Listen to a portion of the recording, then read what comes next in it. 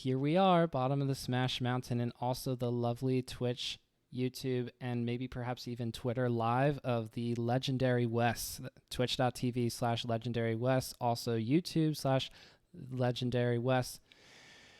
And this is the very, I'll try not to use the word legendary, but the someone who has been part of the Melee scene from day one, Deadly The season, Alliance's very own Wes. How are you doing tonight? We're dealing with some technical stuff, but that's always the thing with yeah, technology, right? it's always issues with me, man. Technology don't like me, like especially when it comes to doing things that are very important. Like when it's me doing something with people, it's always an issue. By myself or just on a whim, like random stuff, technology works. But when it comes times we do a podcast, or I got this crazy stream idea or video idea, something random happens always.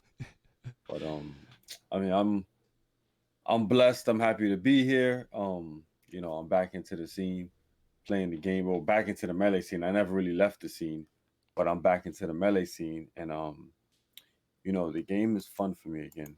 So that's one of the main reasons why I really enjoyed, the game.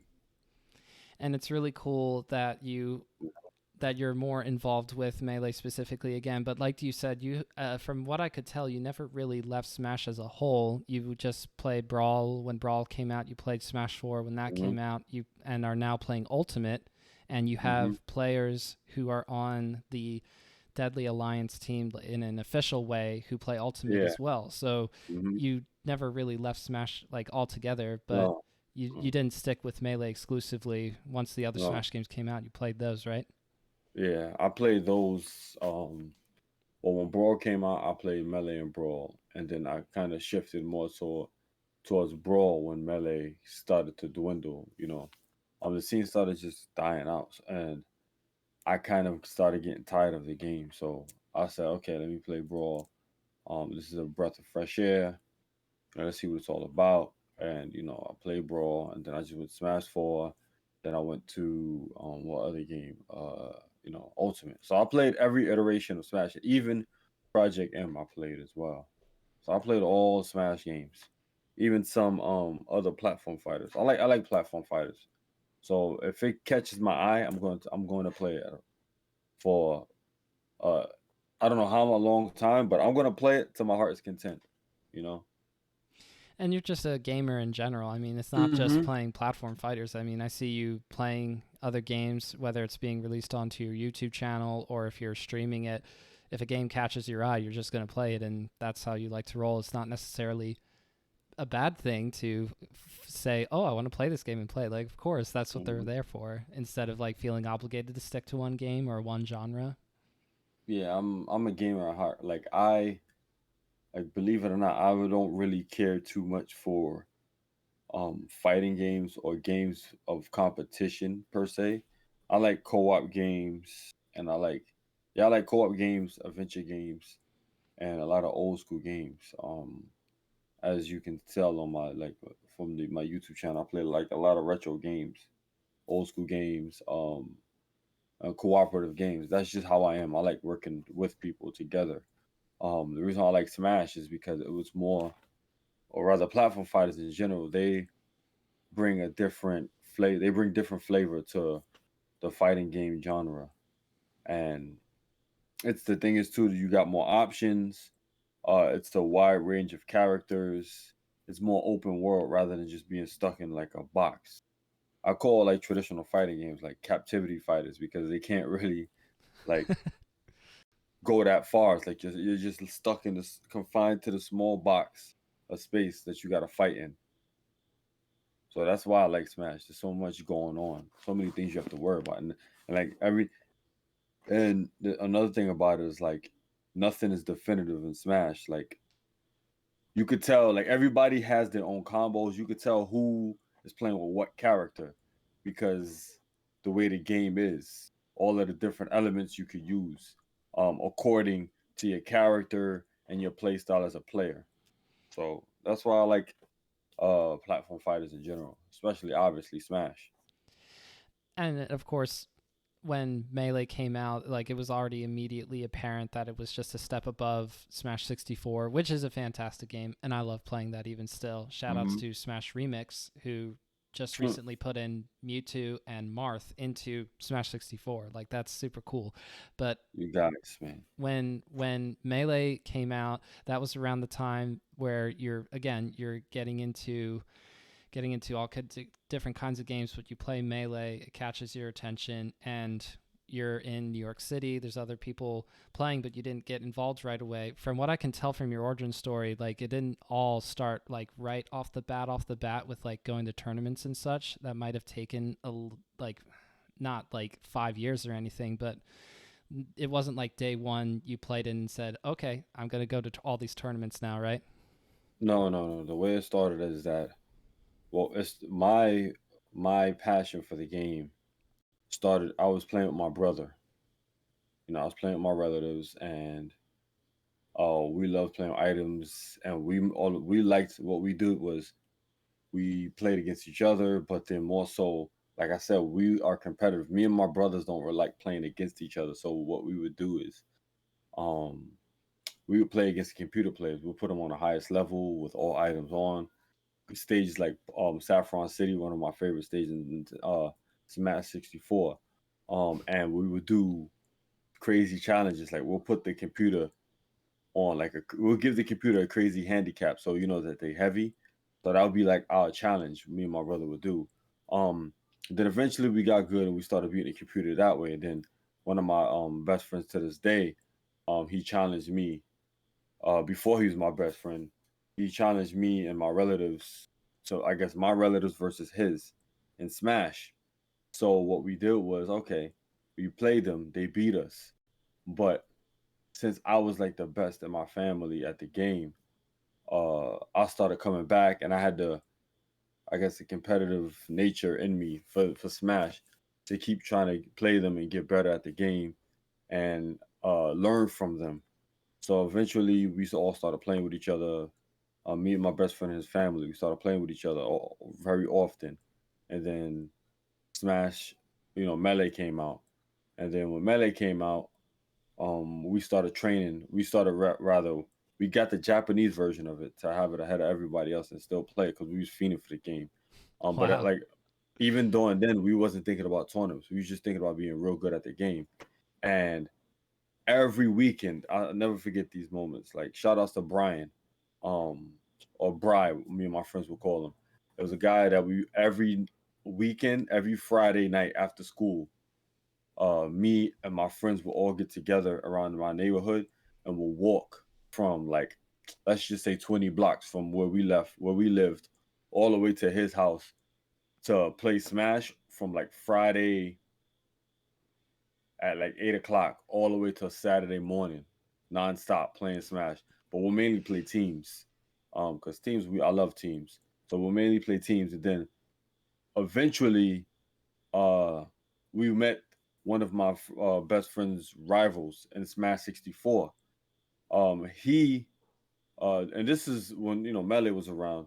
This was at least, I would say, six to when did Melee come out? Melee came out in November, I think. Yeah. November. Mm-hmm. So I would say 9 months in Melee. We met up with my best friend's rival, and he was talking about how since he beat him in 64, since they had a rivalry going from 64, he's hosting a tournament in his basement, and he wanted us to come to see how we do. So me and my friend and his family, we was like, all right, we gotta go to this tournament, man. We've been playing far too long. We beat everybody we played against. And we're really good at the game. And the stereotype back in the days and kind of till this day is that Japanese players are just ridiculous at fighting video games in general, especially competitively. So me and my best friend and his family thought that we were going to get destroyed by Japanese players. So we went to this first tournament. It was called Best in New York, hosted by Marcel, aka Cello. Shout outs to him. Um, and then when we went to the tournament, we wind up placing top three. And then from then, we kind of like it gave us you know, the incentive to keep playing the game, and we was like, oh, we might actually be good at this game. Plus, we like the game anyway, so it was like a no brainer for us to continue to play. And so, I guess to answer your question, it didn't start day one tournaments. Tournaments, I honestly would think, at least for the East Coast, best Ben was probably the first tournament on the East Coast when Smash came out. I would think so because I we didn't hear about it from anywhere else. Could be wrong, but as far as I'm concerned, I think Ben was probably the first tournament hosted in New York City. I mean, rather East Coast at the very least.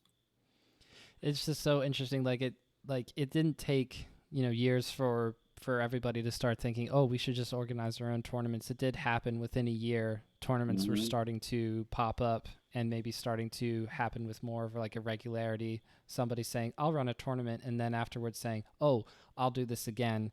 And that's just how it began. But I would say, and you can disagree with me here, do you think you have two different origin stories with Melee? Because hearing about the Black Empowerment Melee Invitational from earlier this year, which Hmm. Homemade Waffles, Brandon hosted, the online invitational, was sort of like a second beginning with you in Melee. Not that you had stopped playing for like over 10 years or anything. In fact, I think you won a tournament even like in 2017 somewhere in New York City playing Melee. But like Yeah. you had been disconnected from Melee at least a little bit leading up to the beginning of this year. Would you agree with Hmm. that? Yeah. I've been disconnected from LA for a bit, like in regards to playing competitively. Like I would dip my head in here and there, but there was always like life stuff preventing me just not liking the game as much. So it's just like a whole bunch of different things that really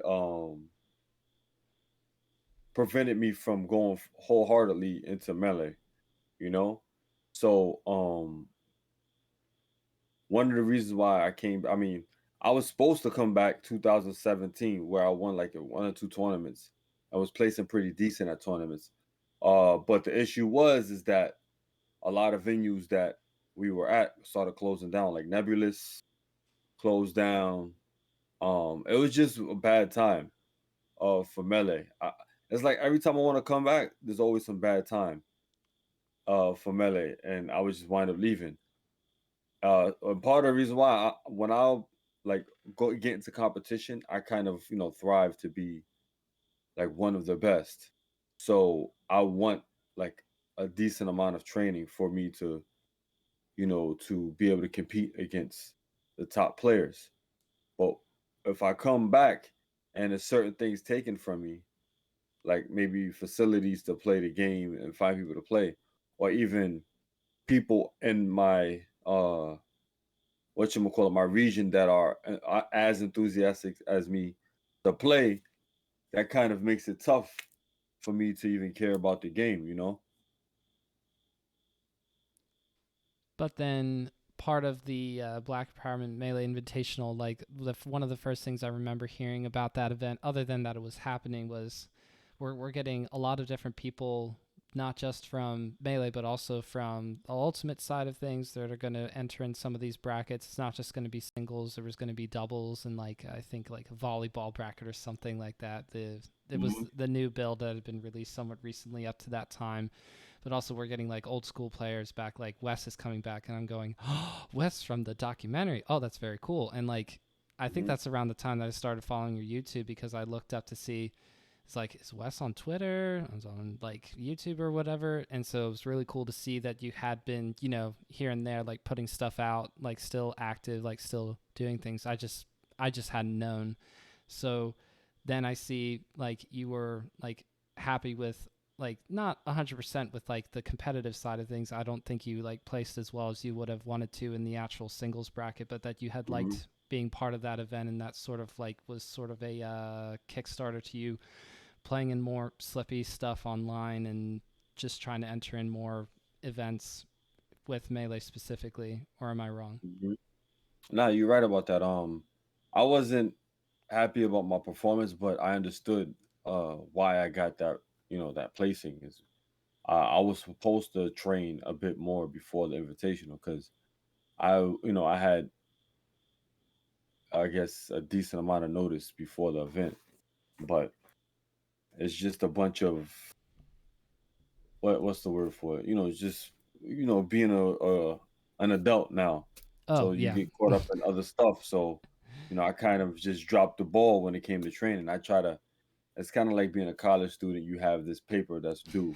The college professor gave you like a month to do the paper, but you want to freaking cram everything in 2 days. So that's what I did, and I can't really get mad that I lost, to those people. Although I'm still going to want to get my revenge on them, but you know, I understood, and now I felt like this is a good time to come back because of the tools that I have to get better at the game.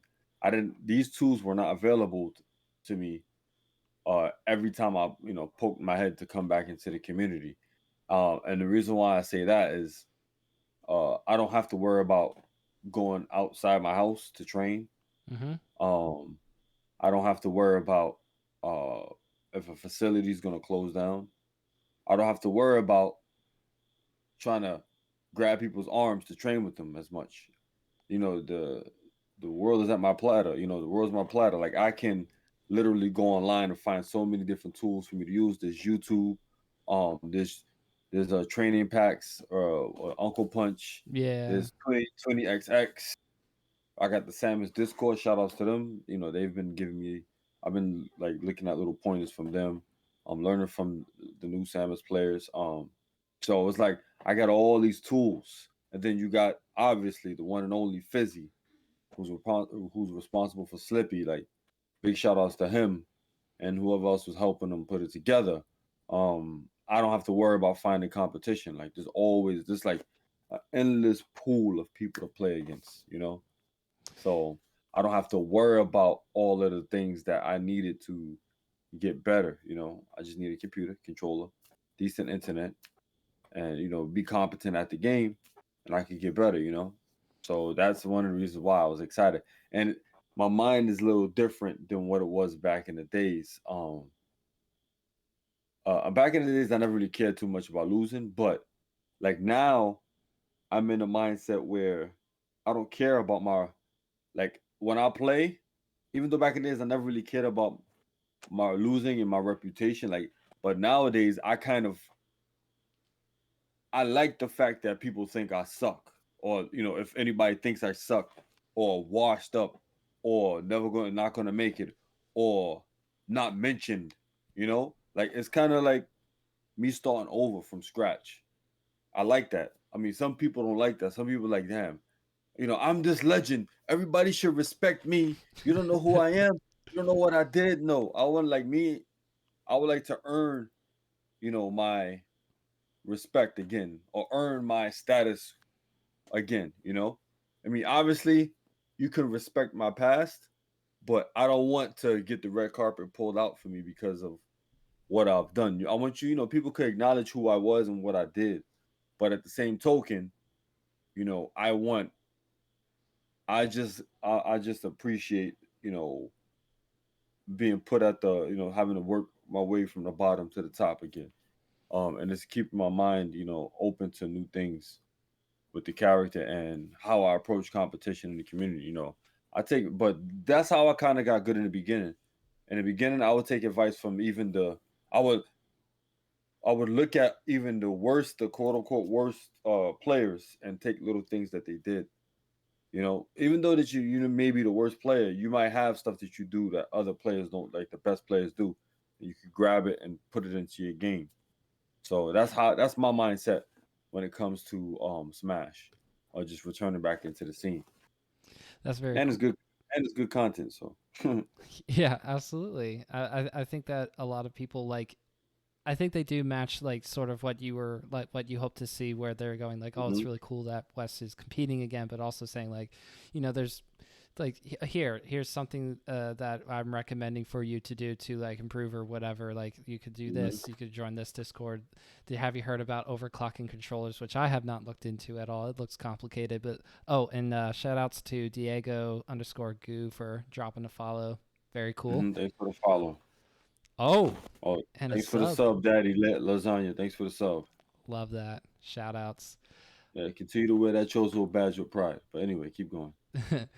I wanted to ask you about what you think about watching like some of the higher level Samuses from today. I'm thinking Oh, mainly about the swooper who won hmm an event actually somewhat recently. There was an event up in New England area called like the I think it was G Town Tom's birthday bash or something. It was a mm 96 person tournament. A lot of good mm players there, but the swooper came out on top. mm I didn't see any of the sets. mm. They're probably somewhere on YouTube, Uh, but it was just really cool because Swooper is a Samus main, went Samus the whole way yeah, through the bracket. Like, do you look at like what the quote unquote best Samuses are doing now in terms of like looking at how they play, or do you just prefer to hmm see like just short little clips as compared to watching whole matches? Oh, hold on for 1 second. Sorry about Yep, that. no All right. worries. For 4 months, Daddy Lasagna for 4 months. Let's go. Love to see that. Is anybody dropping anything into the chat?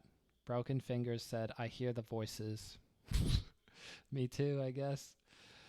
Broken Fingers, are you still in chat? Yo, Broken Fingers is still in chat. That's awesome. That's very cool. Just hanging out, lurking in stream. We appreciate that.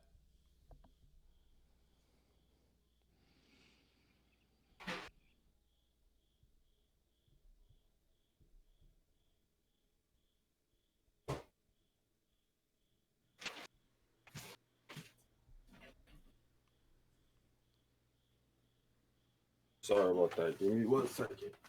No worries.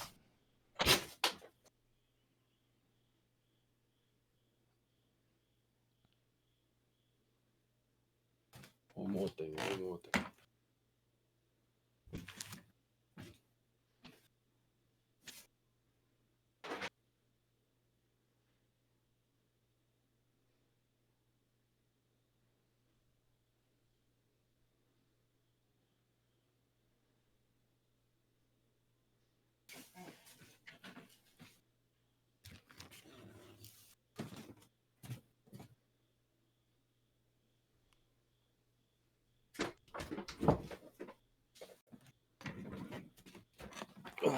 All right.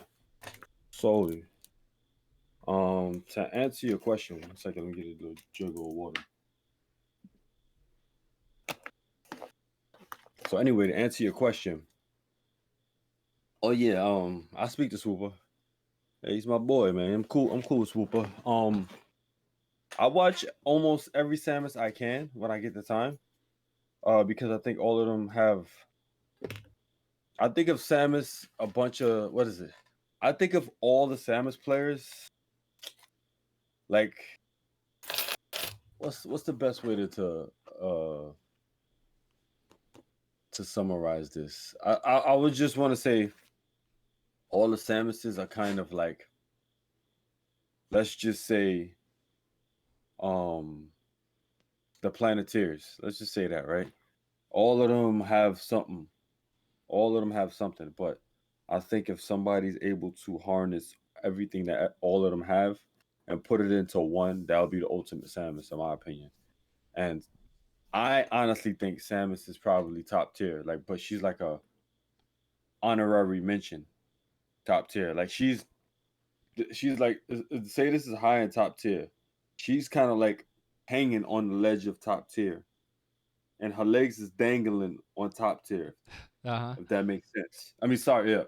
She's holding on the ledge of top tier, and she's her legs is dangling, touching top high tier. So she's like in between that, barely top tier, but more so high tier. You know, so she's like in between that, and that's because of her maintenance. Her maintenance is ridiculous because you have to use in order to win with Samus. You got to use everything she has, all her tools. Which is why I watch almost every Samus player when I can. I still have a bunch I have to look at. Like I could just name all the Samus players that I catch their, catch what they're doing. Oh, you got that? Okay, we get that. Oh, thank you, sir. Oh, thank you, sir. So, Swooper, I watch his gameplay. Um, Swooper, I watch Pi sometimes. I watch um starts with a K. Forgot his name, man. Katana, something like that. Something like that. Could forgot his name. I just can't remember right now. But he's another good Samus that's been doing well. I've seen there was one stream I was laughing because he was getting LS Logan, I guess he calls himself now. Yep. He was getting Logan pissed off, and I was just laughing. I'm like, why are you getting pissed off at Samus, bro? You play with Marth. Like Marth beat Samus. Like that's like a 60-40 matchup, if anything. So when people lose to Samus, when people get frustrated fighting Samus, I just laugh because, especially if you play with Fox, Falco, Sheik, Marth, you crying about Samus, man. You have no. Just stop crying about Samus, man. Until you lived not a day, but lived years or months in our shoes and fighting against competent players who know how to fight Samus. I don't want to hear your mouth, man. I don't want to hear your mouth at all. But yeah, I watch Swooper, I watch Pi, I watch I think his name is Kata. Um I watch some old footage of Duck, Hugo, I keep calling you Hugs, Plump. I even watched some of my old videos. Um I have Spaceballs, my boy Dope. I watch his stuff too. Even though he don't have too much online, I watch his. I watch every Samus I can, and then I'm missing this guy. Damn, how am I forgetting his name, man? He plays with Green Samus, from Midwest. Oh, Morse Code. There we go.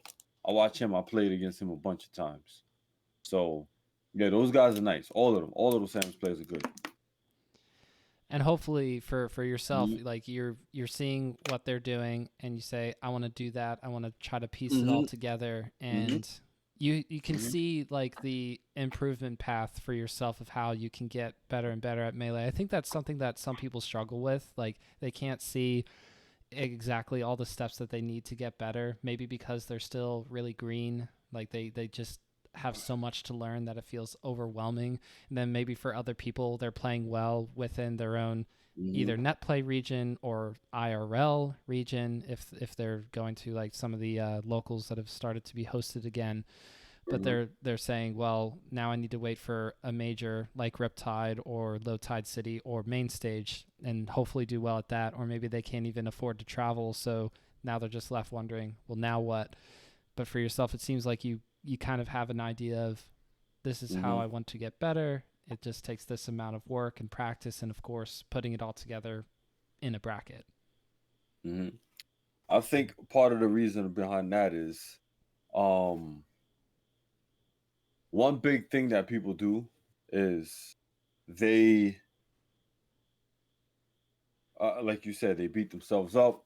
Um, and the biggest issue people, the biggest problem that's detrimental to anybody's improvement is that they compare themselves to other people. Like, oh, this person put X amount of time and they got these results. I should be able to put in the same amount of time and get X amount of results. You got to understand that everybody's different, and sometimes that person that reached that particular level, point of their career, the Smash career, uh, at such a fast rate, um, sometimes they plateau. So maybe it's taking you longer because you might not plateau. You might keep going, but it might just be a slower process for you. It might just be, you know, this month you learn this, that month you learn that month you beat this person, that month. So it's all one big thing of not comparing yourself to anybody else. Like you just focus on working on those small goals and achieving them. Like me, I'm not worried about winning or losing like that. I am worried about implementing things I want to implement in my head. So one week I'll be like, oh, I learned this tactic. Let me optimize this tactic this week and see how it works against X amount of players, play style, X amount of characters. And then I just start internally checking off who does it work against, what character it works against. And then if ultimately it does work against maybe this set of people, this set of characters, then I'll keep it and just keep a mental note that okay, this is when to use it. But if it just doesn't work and I'm forcing it, I just get rid of it completely. Okay, that was out of the picture. At least I failed, but at least I learned that it doesn't work rather than it being a what if moment. So that's how people gotta approach the game if you're trying to get better. Like you gotta experiment. You gotta. I keep telling people you gotta take your lumps. Like yo, there's some streams I'll be on fire. I'll be destroying people, right? But then there's other streams where I'm doing okay, but then I run into this freaking boss battle where the dude is beating my behind. He's like sometimes two stocking me, three stocking me. You see me like this, I'm just locked in and playing. Like, oh, I'm liking this, yo. It's like it's kind of like you in a dojo. I'm in a dojo, and I'm getting like black eyes. I see my blood. I'm laughing. I'm smiling. Most people be like, yo, he's beating me up, man. All this training, I'm getting knocked out. No, I like seeing my own blood. People are like on the Smash battlefield. I love seeing my blood because it's like, damn, it's more. I'm the type of person that I like either reaching to the end and like everything flowing, or thinking like, damn, there's more to learn. Like there's more to learn to this particular thing that I'm doing, and that brings excitement to me. If I feel like I'm in a game that even if there's more to learn and I learn these things and I'm not gonna win, I'm not gonna touch it. Like for example, I know some people out there is gonna hate me for this, but Brawl is the worst Smash of all time. I'm gonna keep it at that. I'm gonna extend it. Brawl. Sometimes, no matter what, if you picked a certain character, Meta Knight, Meta Knight Ice Climbers rule that game. So get all the learning you want. The probability of you winning is very slim to none. Whether you learn X, Y, and Z. Now, Samus in Melee is a different story. Samus is still an underdeveloped character till this day. So I feel once people really harness all her tools, and like I tell everybody, the Samus is the Batman of the game. She has so many tools, but you got to know when to use it. That's the issue a lot of Samus players have. That's that's basically the biggest issue almost every Samus player has playing with Samus. Um, it's either they use a little bit of tools, or they have so many tools and use it at the wrong time, or they think like I'm sure I'm gonna shout this out the hugs, right? There's a lot of tools they know about, but they just don't think it's viable to use, so they don't use it. So it's like Batman, he's fighting a particular enemy where this is Hugs, right? He's Batman, he's fighting a particular enemy, right?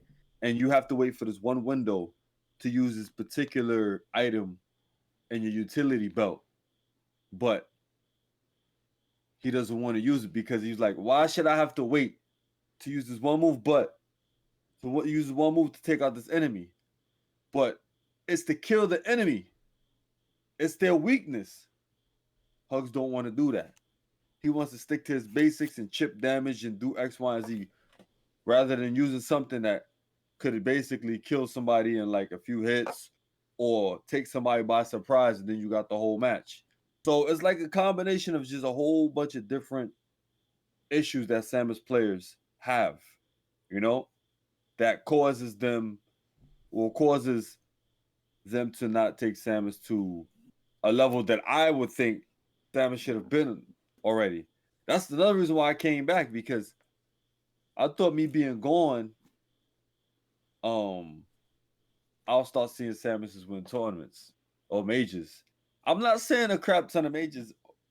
I'm just saying maybe one, two, three a year, maybe. Is that so much to ask Samus plays?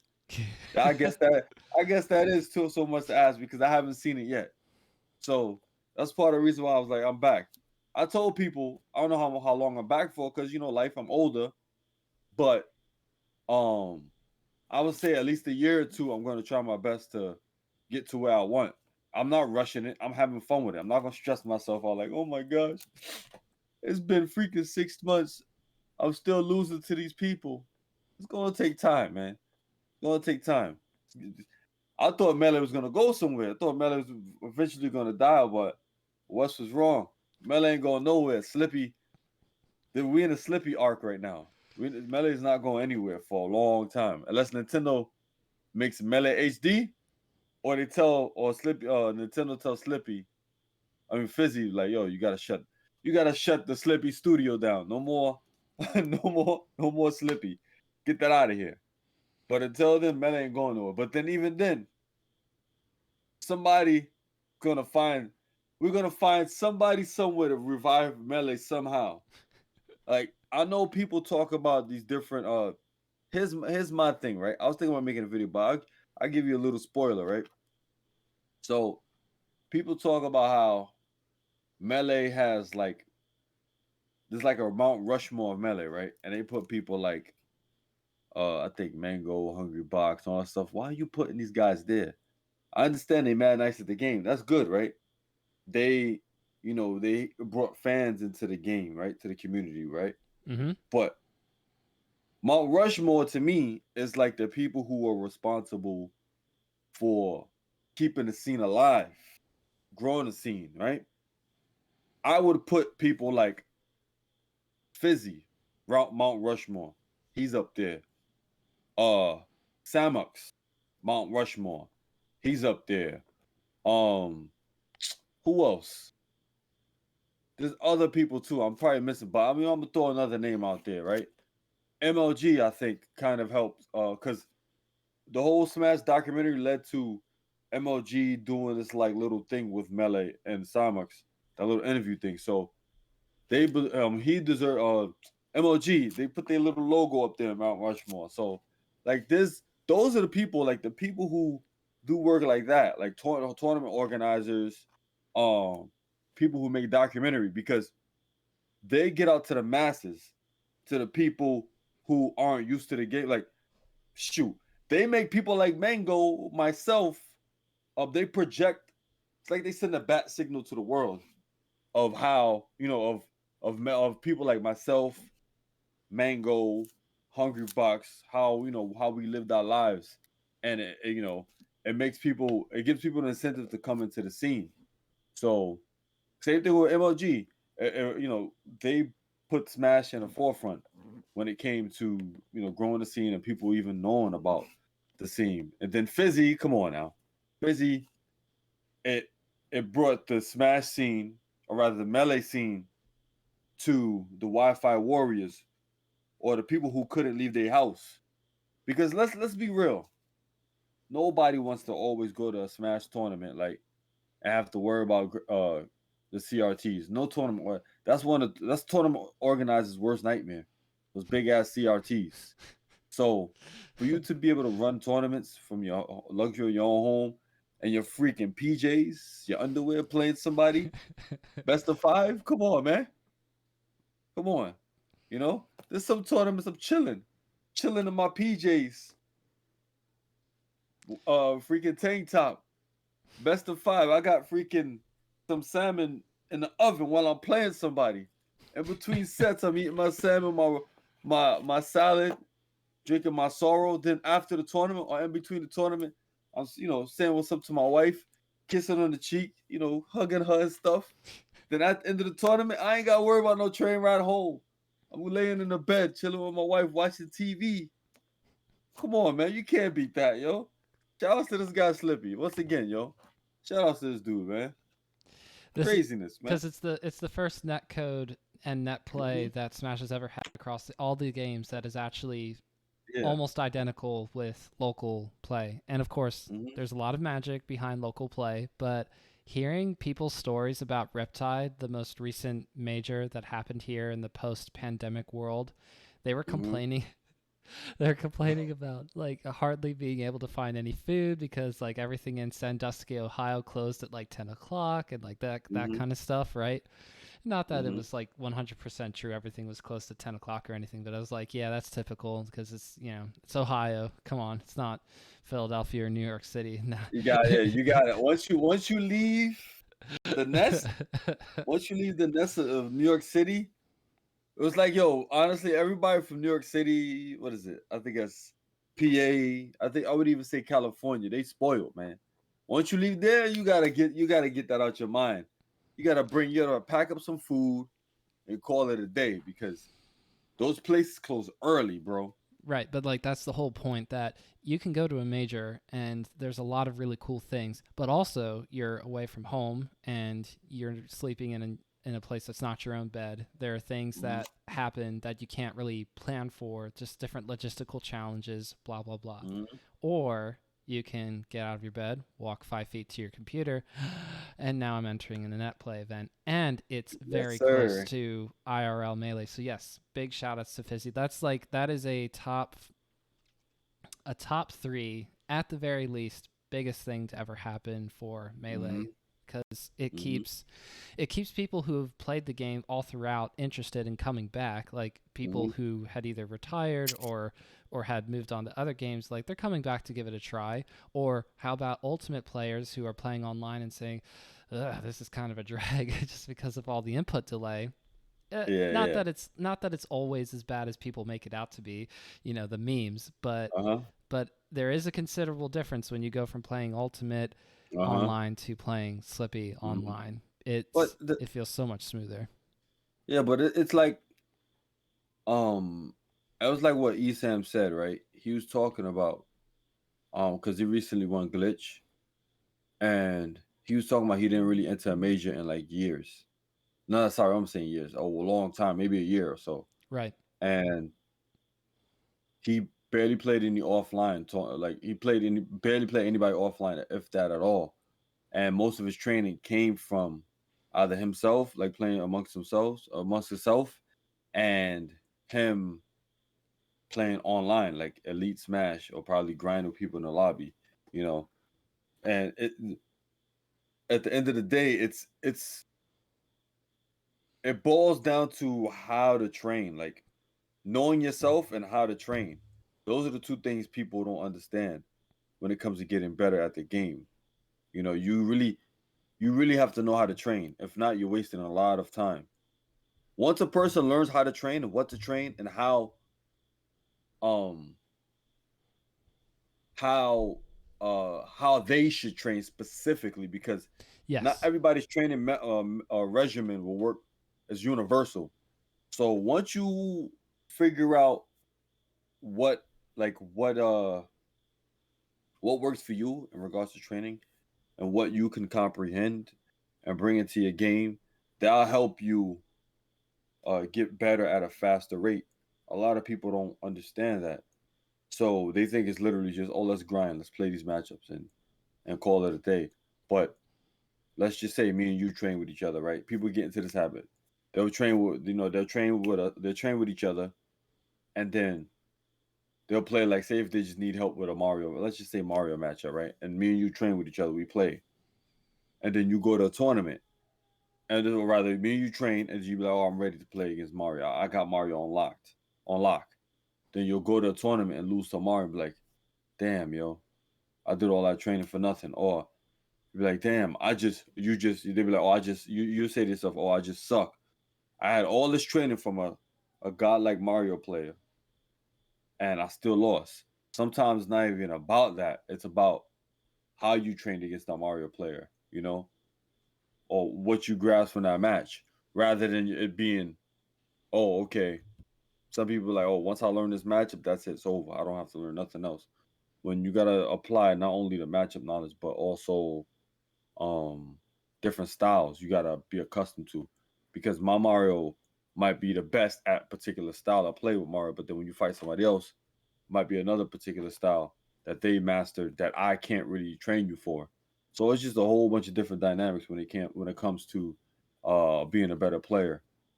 And that's where people fall short in regards to just being a better player and training. So Wes, have you been able to attend any IRL stuff, or is the net play Slippy experience just too sweet for you right now to get Uh, away right, from? right, right now it's too sweet, and I'm waiting for the community to figure out what the hell they want to do when it comes to all these IRL tournaments. I think it's too early, in my opinion. Hmm. The reason why it's too early is because I think people are doing it more so two few reasons. People are hungry to get back into the IRL, because they just I guess some people just can't take the lockdown and being separated from their friends and rather their friends at tournaments. Um, and a lot of the tournament organizers, they're losing money and I guess opportunities. So they're going rushing these tournaments, or rather, hosting these tournaments. And I just think it might be a little bit too soon because shoot, if the government can't even figure out what's going on, one minute they telling us this, next minute they telling us that. Why the hell are you running tournaments right now? I honestly think it's just too soon. People just people are just hungry to have these majors. I mean, Smash is not going anywhere. We still got online. Online isn't the best, but I just think people should be honest with you. I think people should just deal with the cards that's dealt with you for now, and get your health intact, and other things in order, um, more so than just worried about when's the next IRL tournament. That's just me. I'm not trying to, but am I like shaming anybody for doing that? No, no, I'm not doing that. I'm not saying that. I'm just thinking personally. I think we should probably wait for like at least till everything gets sorted out. Rules. Because for example, I lurk on Twitter and see things that go on. I'm just like, a lot of stuff could be avoided, but a lot of times I see, like for example, Riptide. They made an announcement that I guess somebody had COVID or whatever the case may be, and they're telling everybody to get tested. And then I think everybody who attended Riptide, they couldn't attend the following tournament, another tournament that was coming up. I guess until they get tested or quarantined for like 2 weeks, something to that effect. Like whatever tournament that was going on a week or two later, no one I guess I heard that they was banned or something, some nonsense like that. And I think I heard another event right after Glitch, a few other tournaments were canceled or pushed back because people got to get tested. Like, it's those kind of things that make me wonder, like, won't people just wait? Because it's like the juice is not worth the squeeze, because what's going to happen is there's going to be a lot of inconsistencies when it comes to when tournaments are being ran and hosted, and it might even come to the point where, let's just say, for example, right, you book a tournament, right? I mean, you're TO, you got this tournament locked down, right? Let's just say, for example, like you got CEO, right? You got all of this stuff booked. People pay their money to enter CEO. Um, and CEO is like maybe 3-4 months from now, and then another major happens before CEO, right? And right after that major that happened before CEO, a COVID outbreak happens. What do? Based off of the stuff that they do now, is everybody who's at that one major got to get tested, or CEO might have to cancel or postpone or do some nonsense like that, and then uh or give everybody their money back or something, or maybe it's non-refundable. Then people will be pissed because it's opportunity, and then what that creates is people being discouraged from entering majors and paying money for these kind of events, because of the fact that all of that stuff happened with CEO. And it's just, to me, it's just a whole bunch of inconsistency, um, potential discouragements from people or attendees, uh, just a whole bunch of stuff that could be avoided if everyone just chill out for a little bit, figure out what we're actually going to do. Because based off my observations, I don't really see uh a solid plan the community has for these kind of events. The only thing I've seen is the obvious. Oh, vaccination cards have to be shown to enter these events.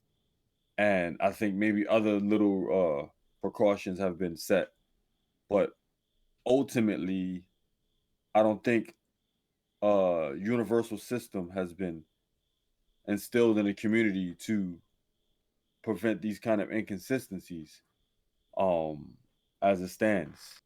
So I think it's just too soon for us to be doing all of this stuff, in my opinion, and that's the reason why. From the very beginning, Wes, there's never been a 100% unified either That's the community issue. leadership That's team the or issue. like you've been here since the beginning, so you've Mhm. gotten to see all nearly 20 years of Mhm. there's TOs that a lot of people know, people like Juggle Mhm. Guy and Mhm. Sheridan and Matt Dodzeb. Like I'm thinking of Midwest, West Coast, East Mhm. Coast. Those are like some big tournament organizers, and then it kind of trickles down. But like even then, it's not like there's an Illuminati Illuminati group that decides everything and all that kind of stuff. It's just like a Mhm. very loose grassroots system where Mhm. the trends get set by bigger pieces of the dominoes or however, and then it goes down to the smaller stuff because the smaller Mhm. stuff follows suit. Or that seems to be how it goes. The one thing I'll say that is a difference that I've seen is that the locals came back first, coming back Mhm. from the pandemic. So Mhm. it's not like we got Genesis to kick things off and now only now locals are starting up. So I guess that is an exception, but Mhm. you've seen this in all of the Smash communities as well. Like what are your either like what do you see that is a beneficial about this grassroots systems or something that you don't like about it? I think it's something that's just history keeps repeating itself. It's like nobody the scene isn't unified properly. And what I mean by that, or properly or even fair. Um, because I've been running tournament, I've even ran tournaments for years, and there's a lot of politics behind it, and I notice it's just a lot of these people, a lot, not a lot, but a handful of TOs, based off my experience, they just want their name out there to do something for the scene, to put, they want to do something for the scene, but in the same token, they want their name to be out there as so and so person that does X, Y, and Z for the community.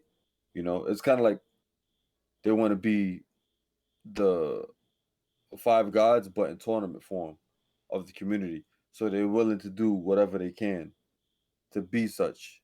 I've gotten into like little stupid controversy with other TOs over the littlest things, and I'm literally just trying to run a tournament and help the community grow. But they see it as a threat, so they will do little things to try to get the venues that I would host events to either tell other players not to come to my events or um tell the organizer, the venue owners themselves to not run these events. And those are just the little things that add up. And I think I think just the in regards to TOs and just tournaments in general, people just need to be more unified and be more mature about how they do these rules and how they figure things out. And that's been an issue for years in the community. And if you know, during the pandemic, it showed itself because everybody's home, so nothing went past anybody's eyes anymore because everybody all they had was the damn internet. Nobody was just playing tournaments. Everything was on standstill. So that's why we had all of these, a lot of exposure during I think last year sometime. So uh but we're going to keep repeating ourselves, repeating history if the community doesn't get its act together, people stop doing these little circle jerks amongst themselves and not trying to rather than help the greater cause of the community. Um and that's like implementing like responsible rule sets, having some kind of system. And it's sad because now we finally have what's it called, Smash Tour. That's what it's called, Smash Tour. and this is something that should have been happening eons ago with all of the resources and community support we have. And no shade on March no, I'm about to say March no shade on breast cancer awareness, but um if we could have raised that much for breast cancer awareness, even though I know majority of a big chunk of the community did it because they wanted to be on Evo, but wanted to be selected to play in Evo. But if we could raise that much money for that, we should have a long time ago done something like that for the Smash scene to have like more majors instead of relying on Evo to do it. Because to be quite honest with you, Evo didn't give a rat's ass about the Smash Brothers community. They just wanted the numbers, and it showed throughout the years how they treated us. In regards to one year we made it to Evo, and they didn't even have the decency to supply us equipment. The Smash scene had the last minute supply equipment for Evo. And the funny thing about it is like we let Evo it's not like we put Evo on notice. It's like the following year. It's like the Smash scene to Evo, we accepted the abusive relationship that we had with that Evo and us had. It's not like it's like we forgot about what happened and we just kept going back. Evo was supporting evolution, even though they did those things to us in the past. It's nonsense. Why not just create our own infrastructure with our own resources and do things like Smash Tour? Should have been did that instead of worrying about other companies. Because on top of that, we knew Nintendo was freaking Nintendo was not trying to support the scene the way we wanted it to be supported. Nintendo supports the scene. Don't get it twisted. But they don't support the scene the way we want Nintendo to support the scene, which is monetary, just giving us money. That's never gonna happen because Nintendo doesn't do that anyway. I think the only community they do it remotely to is I think it's Splatoon. But Smash, they never really intended. They didn't make the game competitive. But it's like Nintendo. It's like they pulling us, pushing and pulling us when it comes to um whether the game is competitive or not. But I think overall, like we shouldn't worry about if Nintendo wants the game to be competitive or not. Because to be quite honest with you, um, anything can be considered competitive. Like I tell everybody, there's freaking competitive fish tossing competitions out there. So it's like you can make anything competitive as long as you have the community support, the rules instilled. You're good to go. So once we figured all of that out, which is about time, we should have already been pooling our own money together to do these kind of things. And I think in order for us to move forward, the community has to be a little bit more unified and mature about things, and not be so. I think it's sometimes the community is so clicky. Like some people I try to talk to, like just regularly talk to about anything, just say what's up, try to do things with them, right? And they just give me the cold shoulder and they don't talk to me, like they don't answer my messages. So I'm like, I mean I don't get offended by it, but I'm like, why you act like that? Like you can ask anybody in this community, right, who messaged me or hit me up with something. 9 times out of 10, I'm gonna message them. I'm gonna hit them back to some degree. It may take me a while because they may hit me up on a service that I don't use that much or I don't check. But 9 times out of 10, you're gonna hear back from Wes. Some of these other people, you can't even hear back from. Like, hate to say it, sometimes they Hollywood because they feel like they some top such and such. So it's like it's a combination of that. People full of themselves. It's just too much.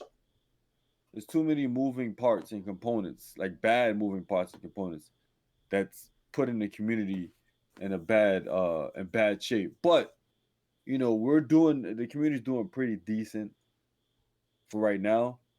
But I think if we are gonna do IRL events, the the tests should be um locals for now. I don't think any majors should go down because what happens is majors, you are facilitating people to come a lot from different parts of the world to your event when potentially something can happen.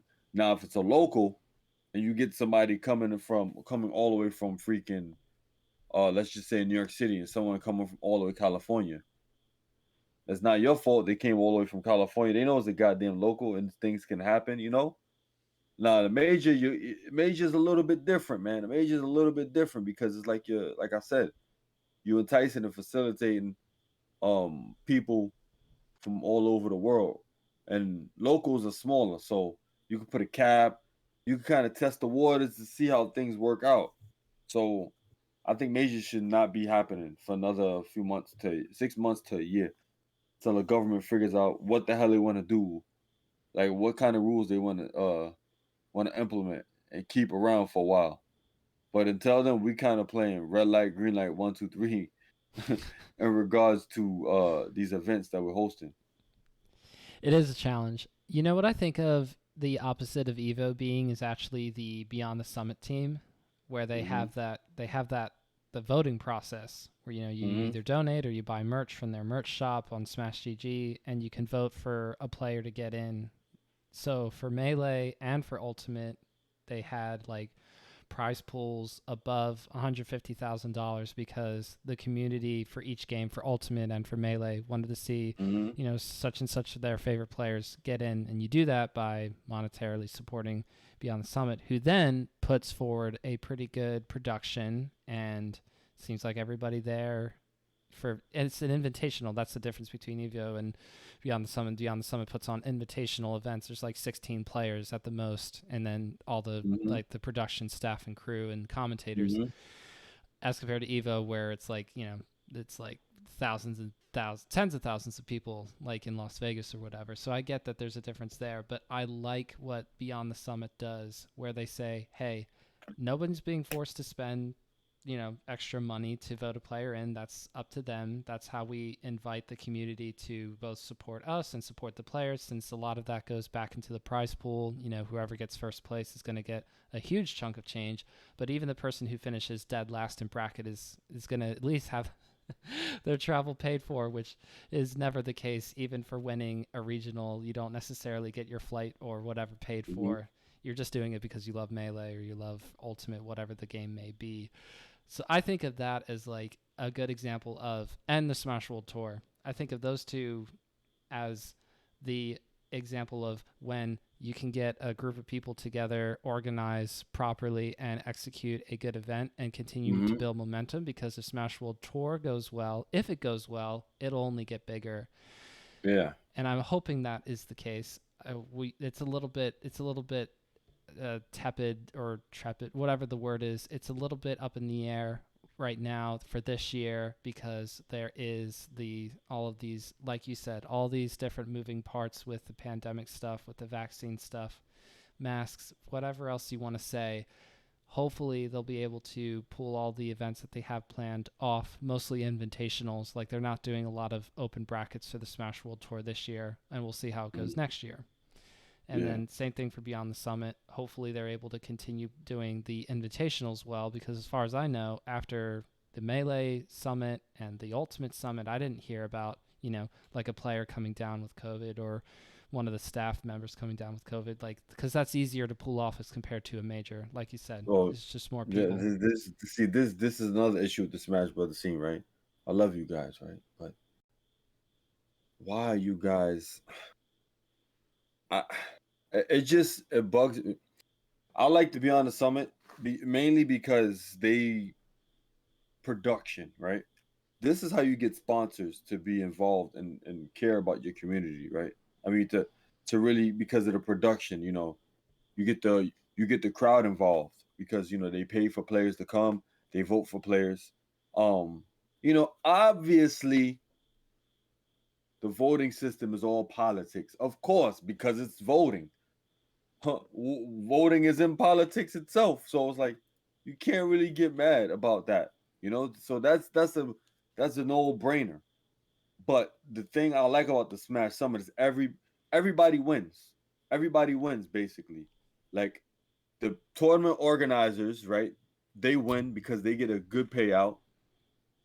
rather than I know some of these majors, right, that these tournament organized host, they sometimes either break even or sometimes go into negative, and they spend they spend 3 days having to bust their ass for people to just complain about something, one little thing about their major, and then post it on Twitter, and then now they got to worry like all of this stuff for no reason. I honestly think people might hate me for saying this. I honestly think majors should be condensed. There gotta be some cap on these majors. It can't be no Million Man March tournaments. I be seeing some majors where it be like 1,000, 2,000 people. Why? You guys are making things so hard on yourself. For what? What do you need 1,000 to 2,000 people into your event? If you look at all the different uh major sporting events, or other esports events, you don't really hear about no Million Man March tournaments. You don't. And then on top of that, you got a whole bunch of different events inside of the event. You got teams, singles, squad strike. What is it? Crews, USA versus the world. Then you got regular crews. Then you got freaking what else? It's just even Then different you got games like yeah. yeah, Then you got Nickelodeon All low Star tiers. Brawl Yeah. and You yeah, got low Rivals of tiers. Ether. But here's the crazy thing. That's just one Smash game right now. I'm saying one Smash game has 8 events on its own. Then you got that's ultimate we talking. Then you got melee. Oh, we gonna do melee teams, singles, crews. Then you got brawl. Game is dead. Stop doing that. The game is gone. Just let the. That's another thing. Sometimes the Smash community doesn't understand. Like either having a super side event and people play the game, but you gotta understand the more games you add, the more attendees you allow at your event, the more money you're gonna need to run your event. Your logistics are gonna go up. So you get 1,000 people, you're gonna need more televisions, more switches, game queues, what have you. Then you're gonna need more staff members. You're gonna need more casters. All of that is bread. Rather than condensing it to something like Beyond the Summit, calling it a freaking day. You got your casters, you got 1 or 2 TVs, players go upstairs and play, call it a day. That's it. What they should do, to be honest with you, is they should work with if you still want to keep all of your events with a whole bunch of people, maybe 100 plus people, they should start. This is something I would do. I was trying to do this with people, but nobody wants to listen to Wes. People want to say either Wes don't know what he's talking about or take my ideas and run it on their own and push Wes out, which is fine. I don't care. Like I'm not that stuff don't bother me no more because it's like I'm already past the age where I'll give my input and I'll do what I got to do in the community, what have you, right? But my advice is this: community literally should do this. Use locals since they happen every goddamn day. Use locals as a point system to put you into majors and make the majors something like Beyond the Summit, and everybody just comes out, based off how well you do. Because the reason why that's good is because everybody eats, everybody gets exposure. You know, everybody's gonna be running to look at those majors. I mean, those local tournaments, and everyone going to want to come to those local tournaments because they got to earn points in order to get into the big pot. And then what you could do is for a place like Beyond, like it feels like a Beyond the Summit ish kind of format, people you could crowd fund like as days goes by, weeks go by, you could crowd fund into that pool, and then the pool could get even bigger, and it would probably take months. And then you don't have to they won't have to do no voting system. You know what I'm saying? It'll literally be players uh earn their stripes because of the locals they went to and what have you. They could do it like that for now, but that's just something I think could happen in the meantime instead of having all these all these Million Man March locals. I mean, Million Man March locals. All these Million Man March major events. You know, that's just my opinion. I think what we're doing way too much, way too much. We need to condense. We need to condense the games that we have at these events. Look at basketball, right? Look at basketball. So one, there's not too many people playing. There's not too many games going on at once. Um, it gives your viewers razor sharp focus when it comes to them watching an event, and it doesn't drag on an event the whole day. Like some majors for Smash take about 11 hours, 12 hours.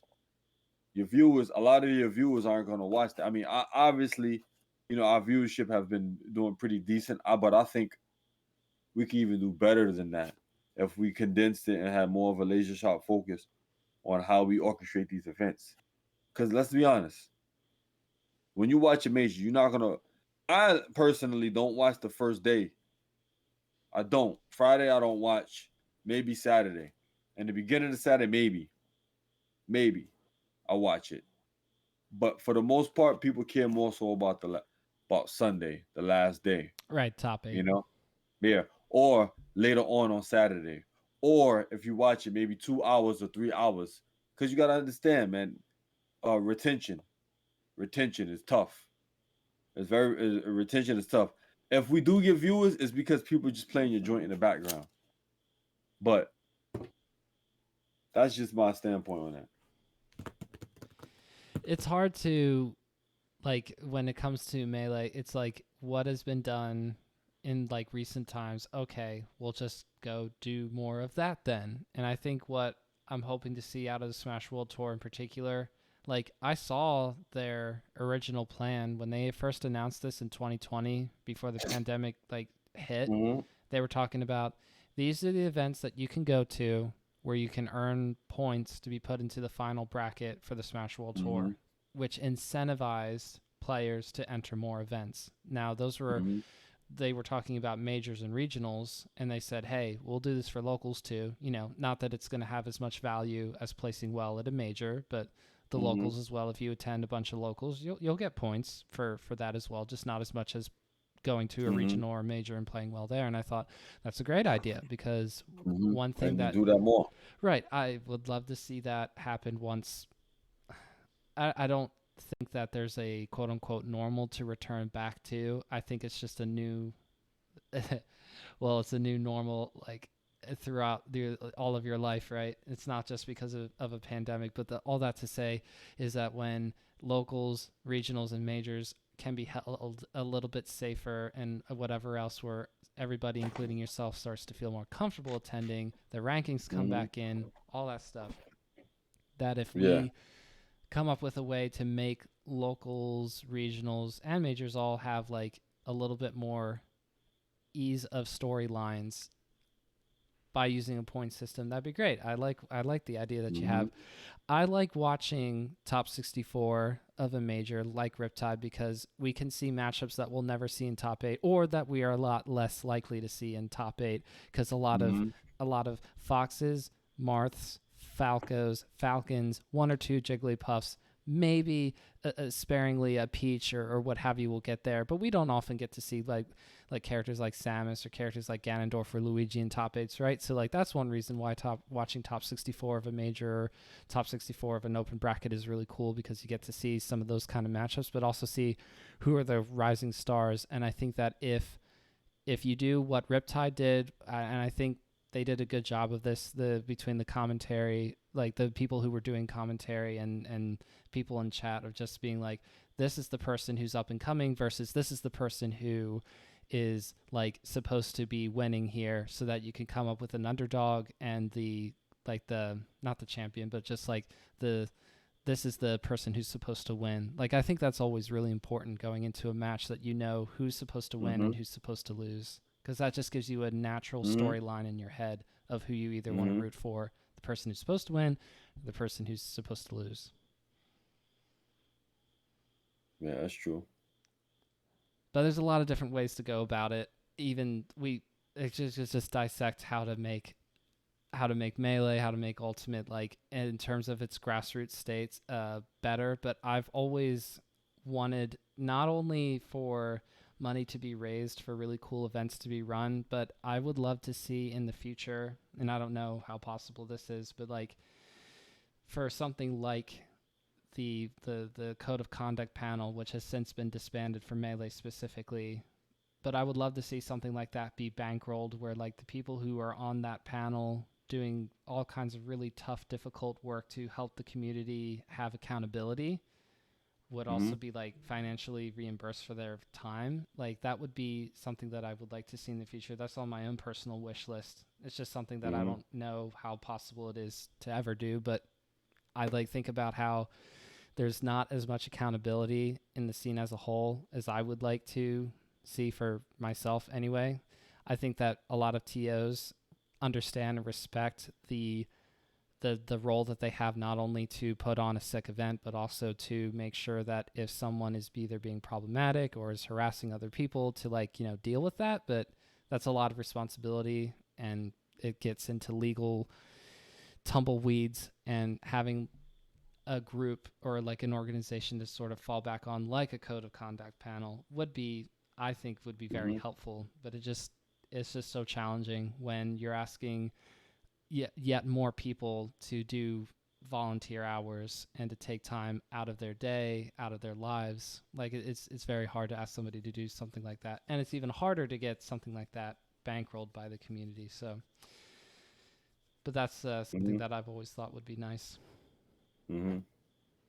Nah, I mean that stuff could be possible, but it's just people have to be educated, public knowledge, and I think it could be made.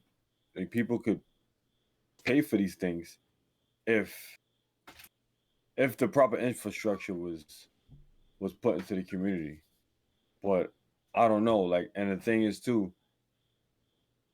as far as getting compensation for your time for that particular type of group might be tough because I don't know if the community as a whole will be ready for something like that. Like, they take Smash serious, but I don't know if that's a particular serious thing for them to have.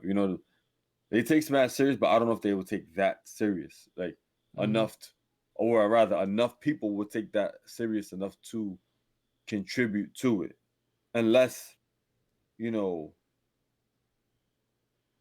the group had all of their stuff together. If they had everything together to present to everybody and tell them what X, Y, and Z will be used for, what it's for, yada yada yada, then maybe if they plead a good case, then there's a possibility. But I still think the community still has a decent amount of space um to mature. And it just takes that part of it takes time. A lot of people who are getting into Melee nowadays are younger than you, that are younger than me. Like Yeah. I don't want to say only 25. I'm making air quotation marks, but like I'll be turning 26 in October here. So Hmm. there are people, 1000% people who are younger than me also. Hmm. So like I was not the best person at age 18 or 15 or 12, and I don't think a lot of Nobody was, man. exactly. So like If you look at yourself, I looked at my old self. I'm like, what were you doing? What were you saying, Wes? What's the matter with you, bro?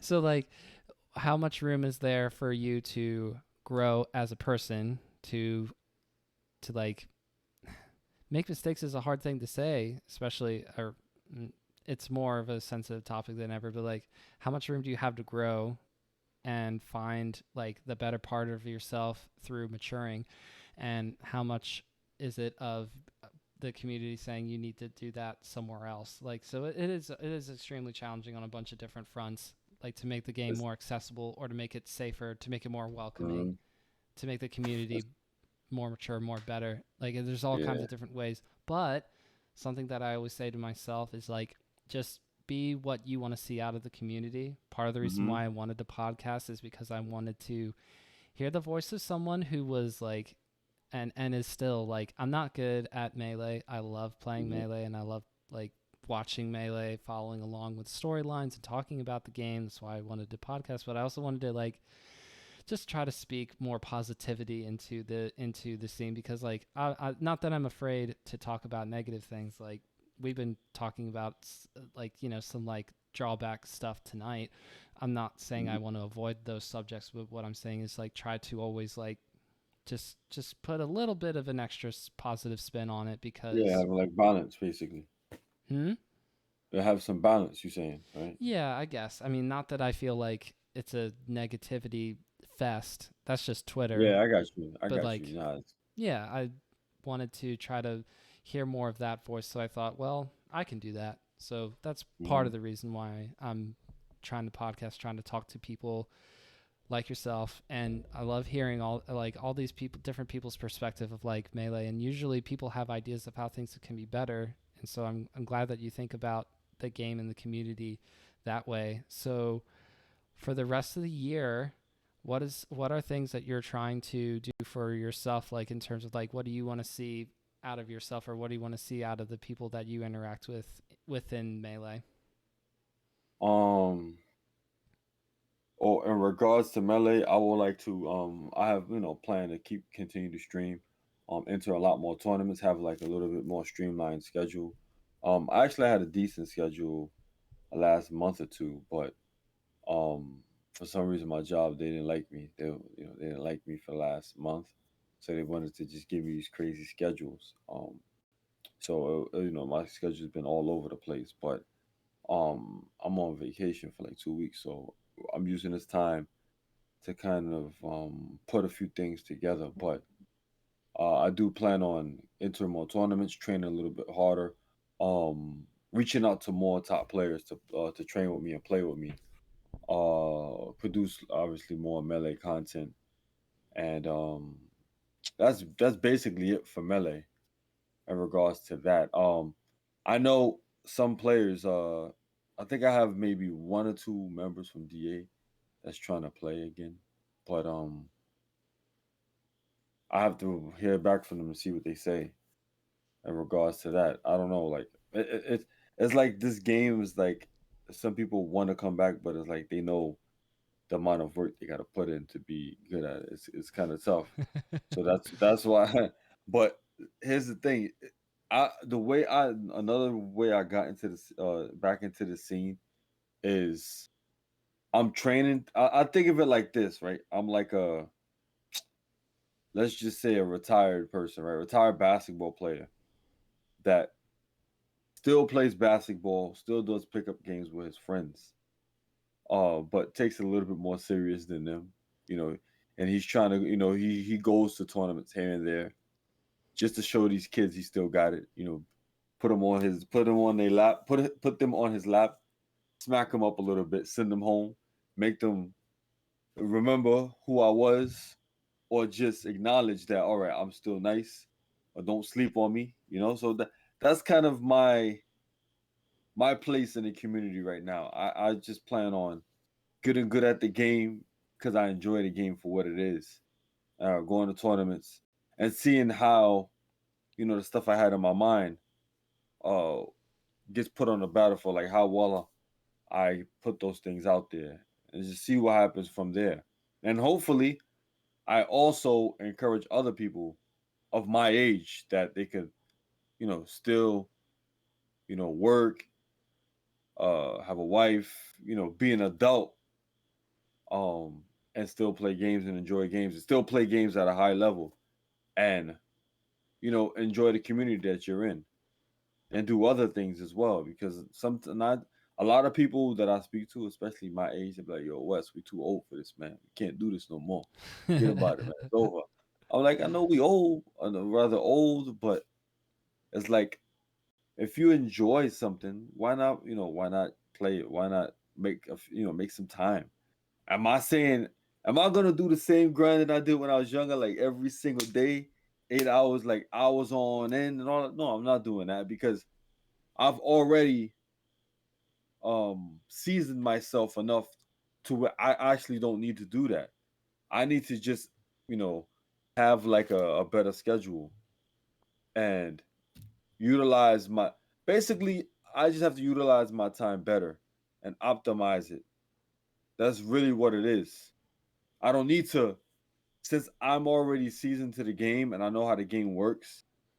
I don't need to put in all those hours. Like if I was to just start playing the game and get used to it, the mechanics of the game. I'm already used to the mechanics. I just have to set aside time to, okay, for an hour, I'm going to focus on this particular skills. I mean, this particular um advanced technique or this particular strategy. And I'm gonna perfect it. Those are the kind of that's how I have to enter training. So, and that's how everybody else of my age or people who are as busy as me need to do things like this. You got to be more organized. Period. Like in general, you just got to be more organized with your time. You know. Yeah, I Oh, know that for oh, myself. oh, oh, oh. And come to think about it, right? In regards to Melee, I want to also encourage people, especially gamers, to just be more healthy and fit. So I have some things coming in the works with that. It's just that I've been dealing with a bunch of like a few personal things that I've been uh getting over, and I'm slowly been able to do the things I want to do. So Awesome. And we can find you at places like youtube.com/the legendary West or twitch.tv uh slash the legendary West. And what about Twitter also, but with the bonus 7, the legendary oh, West 7. Legendary West 7. Yeah, some guy or girl took my name. Whoever you are, please just give me my name, man. Just like Chris, right? Killer All, shout outs to him. Um, Killer when he came OR back, NYC.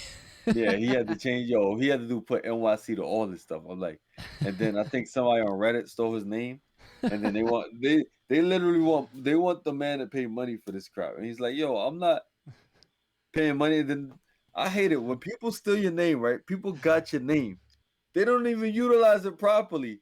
They got your name, and then they don't. You go to their Twitter or whatever channel they have, it's ghost town. They don't put no videos, no comments, no retweets, no streams, no nothing. So you just took it because you wanted me. You knew I was gonna come. You was waiting for me. It's like they put money into the stock market, yo. And I was like, it's like a penny stock for now.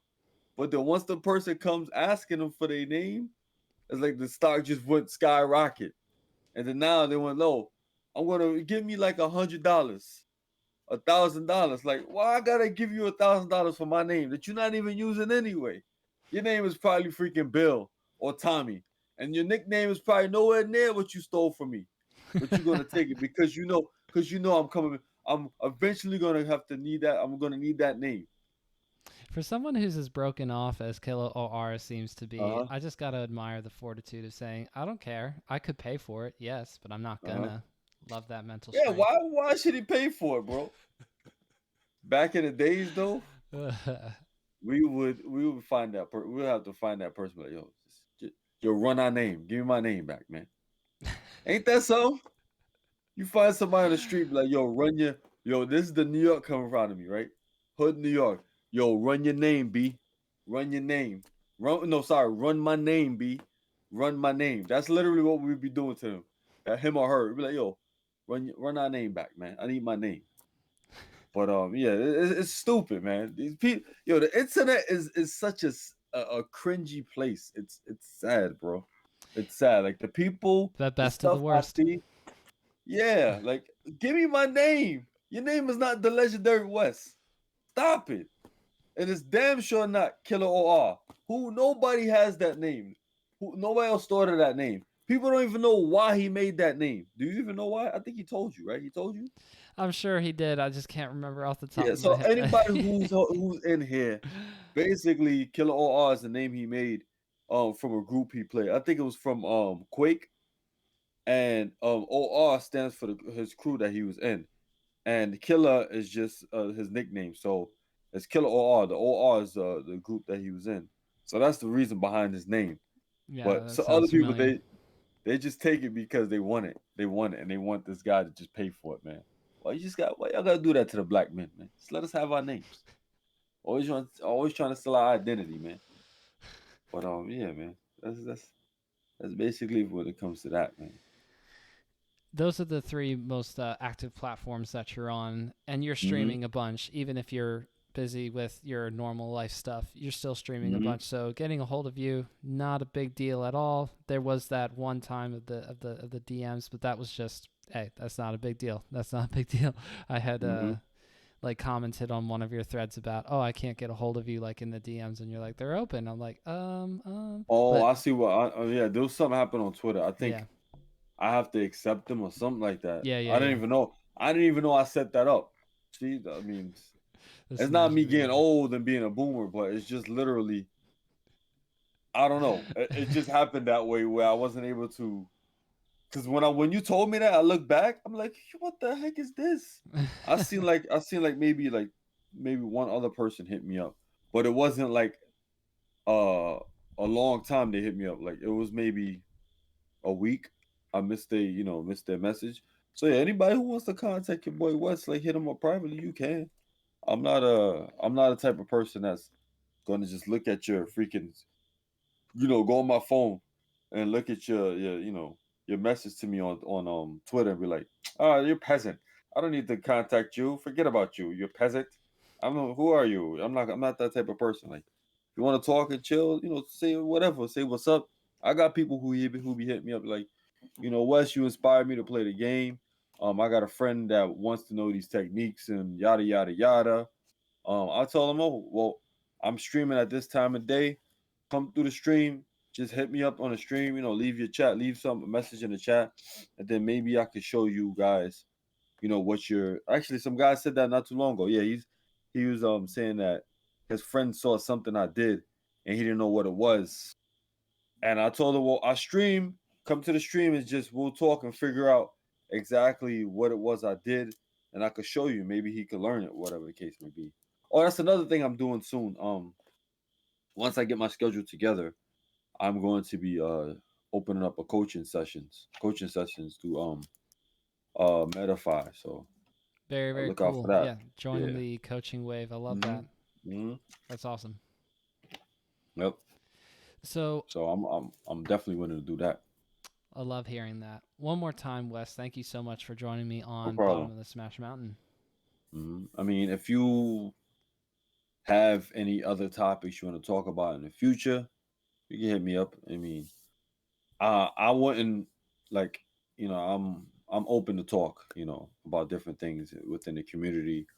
Um, this doesn't have to be a one-off thing, so don't think that it was rough. I guess oh damn, I might not ever get West again. Like I'm open to have a podcast shoot. You have a podcast next week, whatever. If I'm free, I'll talk to you next week, bro. Like that doesn't this type of stuff. I'm not that type of person, basically. Unless Mhm. I'm super busy, then they will work some out. But I try Very to make fair. time for people. You know what I'm saying? And I try to support people that seem genuine and cool about what they're trying to do. You doing this on your own. Shout outs to you for grinding out, putting the podcast together, and do what you can. And my advice to you is don't stop doing it. No matter how small your audience is, you gotta at the end of the day you gotta do it for you and something that you like doing. And eventually, the way all of this freaking content creation is YouTube, the streaming stuff works, all it takes is one day, freaking the stars could be aligned, and then Yeah. all of a sudden your thing just blows up, and and then it's up to you how you use that momentum to push you forward. So my thing for you is just do it because you like it. Don't do it because you want I guess 1,000 people to look at you right away, or you expect like you put up this video like, damn, I only got one view today. Like, what am I gonna do? Like, you got to do it because you love doing this. That's one reason why I came back to the scene, because I enjoy doing it. It doesn't feel like I'm not doing this because I'm looking for only I'm enjoying doing it. Obviously, I like entertaining people at the same token, but I'm also back in the scene because I genuinely enjoy the game. Some of my friends like, yo, Wes, why are you playing this game for? I'm like, I like entertaining the people, and I enjoy the game. You know, I enjoy the game a lot. So it's like that's that's how you got to conduct yourself when it comes to all of this stuff. And yeah, I really appreciate the advice. I'm definitely locked in on doing it for Mhm. me. I am appreciative of all the people who listen and the Mhm. people who tell me, "Oh, I like what you're doing." I really appreciate that, and people like you who are willing to come on. I mean, like I've had on, you know, like other people who like quote unquote, you know, big names or whatever. But I love talking to people who just are part of the melee scene and maybe aren't doing content creation. Maybe they're not making waves in a bracket, but Mhm. they still are involved and they like the scene. They like being into melee or into Smash in general. Those are really fun conversations too, because you just get to hear about how people have melee in their life, how they fit that in, as well as everything else. So, Mhm. like, if I were motivated by numbers, I would just be like so much more anxious about all of this. But thankfully, it's just like, yeah, sure. 10 views on an interview. Okay, that's fine. And then maybe Mhm. the next one will be 60, and I'm like, okay, that's pretty cool. And maybe the next Mhm. one will be like, I think Hello OR, I think ours got like maybe like 120, 150 views or something, which was pretty high for me specifically. But like, I'm Yeah, just yeah. still like not necessarily not necessarily gonna make waves for a little while yet, but I'll get there eventually, and I'm just enjoying it for myself. Mhm. That's really what I care more about. Yeah, it takes time, man.